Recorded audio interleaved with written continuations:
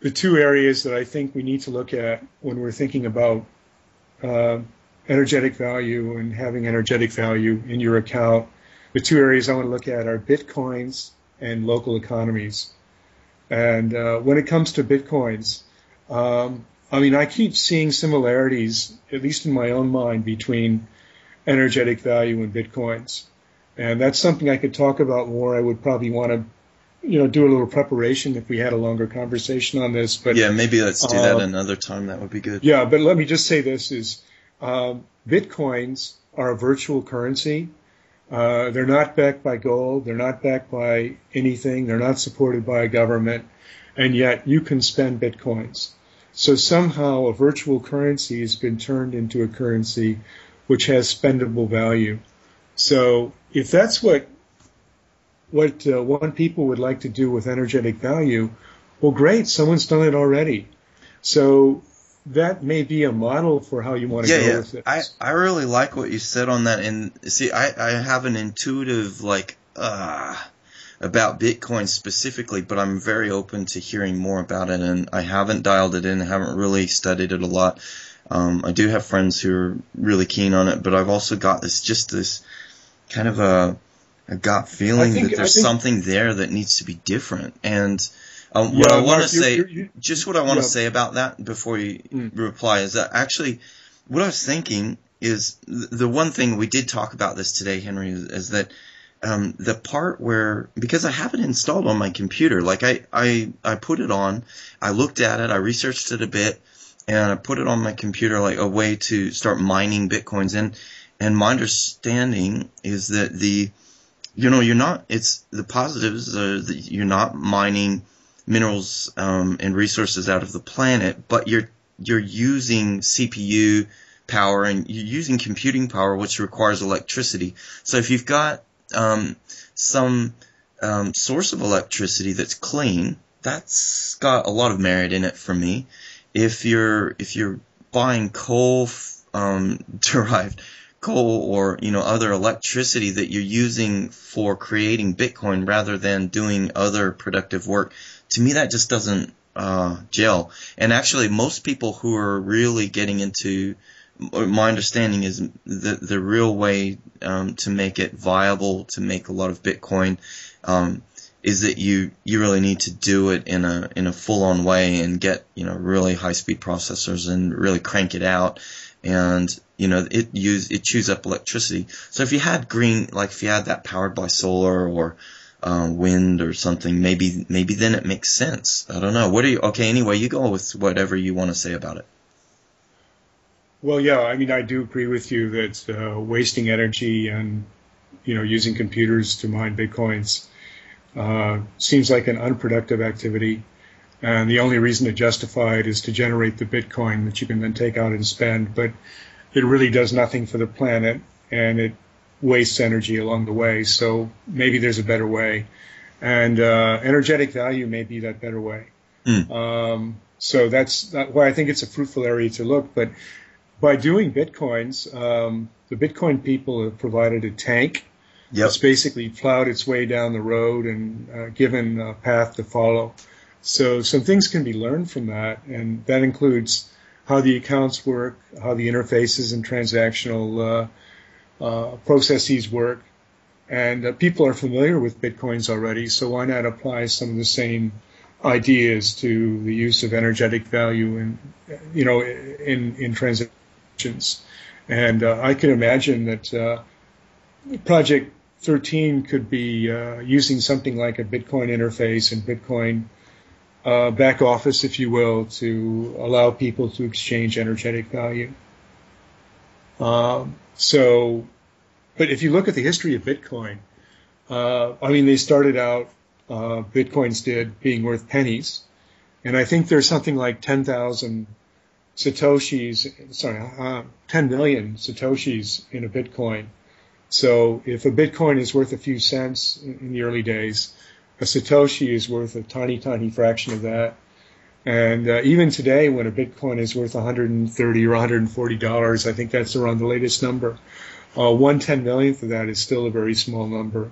But the point is that by creating an interest and willingness of people to use Bitcoins in transactions, they've actually created something with a value. So there's some lessons to be learned there, and I think the people who would like to develop energetic value as a monetary concept, a new form of money, have a lot to learn from Bitcoins, and I'd like to see a lot more people exploring the parallels. Cool. Yeah. So my last point, if you're ready to move on, the last point is about local economies. I do think that, and you and I this morning, we talked about Catherine Austin Fitts, and I'm not an expert on the Solari project she has, but I do know that it's rooted in local communities. Yeah. And her idea it's the opposite of globalization. It's to do things at a local level. So if you generate savings, keep it in your community. If you want to raise money, raise it from people who have money, who are in your community. Basically, keep everything on a local level and keep it away from the big global banks, because they may not have your best interests at heart. Whereas a local person who you see in your community, who you do business with, and he does business with your family, your family does business with his family, you have a much better chance of keeping it all together, developing bonds of trust, and making money work the way it's meant to work at a local level. And this might be a great place to introduce energetic value. So one possibility that I mentioned briefly in my paper is the idea of having energetic value for different communities, is creating an EVU, energetic value unit currency for Portland or Columbus, Ohio or something, and using that, and there could be any number of other communities. I just pull those locations out of a hat. It's basically using the energetic value accounts to transact business in a local way, as if you have a local currency, a barter currency, if you will.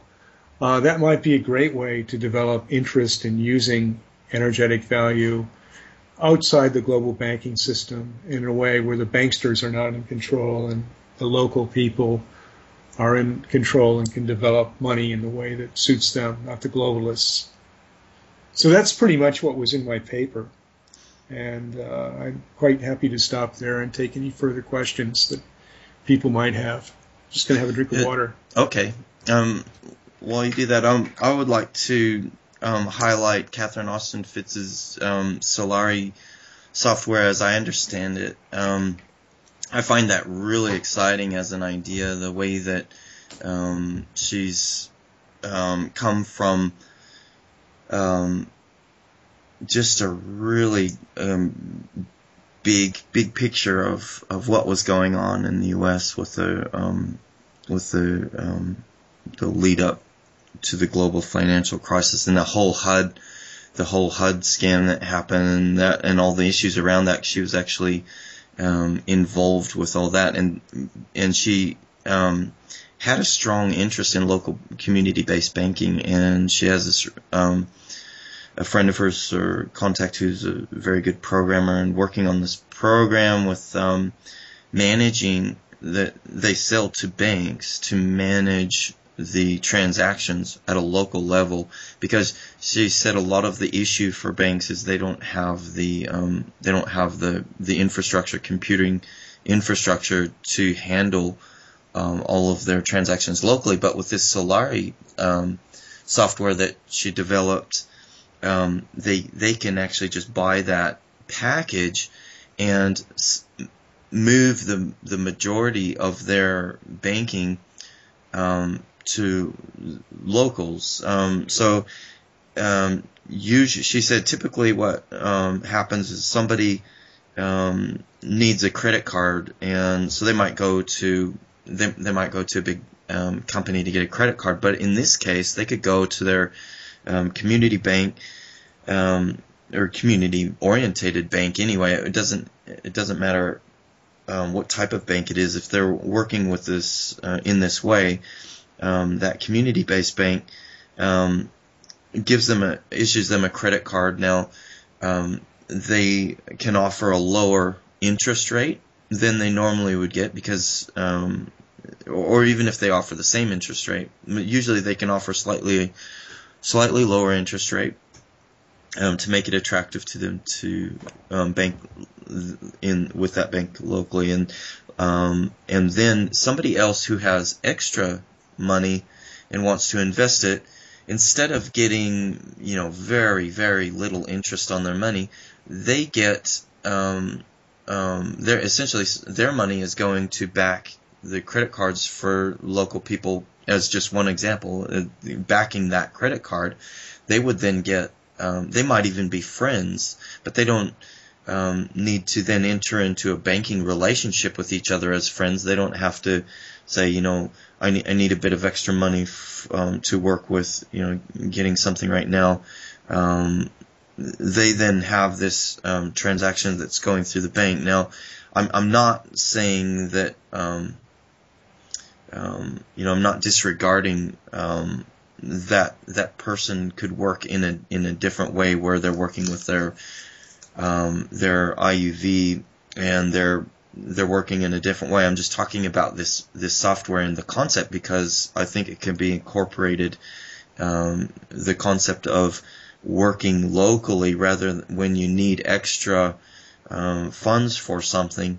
However that's done, that it's working in a local way, and it goes, the bank helps with the service of the transactions, supporting the requirements of the transactions. Now, I'm really interested to see what Heather has to bring out to add to this conversation.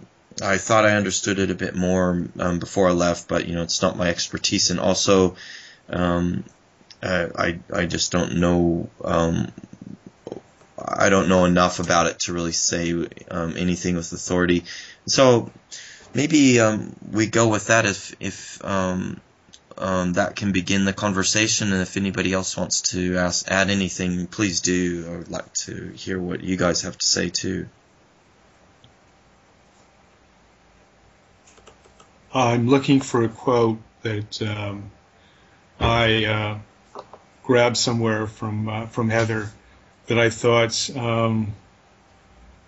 was really useful in terms of understanding the way that exchange of value could be used. And since I can't find it so quickly here as I hoped, I'm going to try and paraphrase what I remember. But basically, she talks a lot about being and doing, and I think that can be applied to making exchange for value energetic accounts work. Because if you and I decide to transact in energetic value units, we can actually create confidence in a currency. If you'll take energetic value in payment, and I'll take energetic value in payment, pretty soon we can create a network where people are actually using this to make transactions. We don't need a bank to come along and hand us money.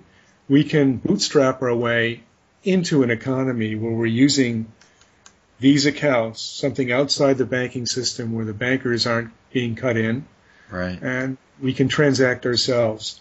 I don't know what the tax requirements of this would be, but it could be somewhat different than going through the banks. And my big fear, as somebody who studies banking a lot and acts as an investor at times, is that the Federal Reserve has created so much money that at some point that money is going to turn our economy towards inflation. And we're going to wake up and find that the value of the dollar erodes very fast. And people will be very, very keen to find alternatives to the U.S. dollar that they can use in their local communities when the dollar is losing value. And I think now is the time to start, because there's a bit of confidence around. People are looking for new ideas.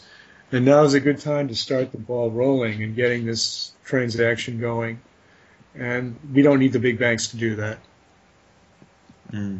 Okay, well, I'm happy to leave it there, and then we can see what conversations go. I'll post the recording. People can listen to it and maybe have some maybe some questions will come up or different ideas, and then we can try it again.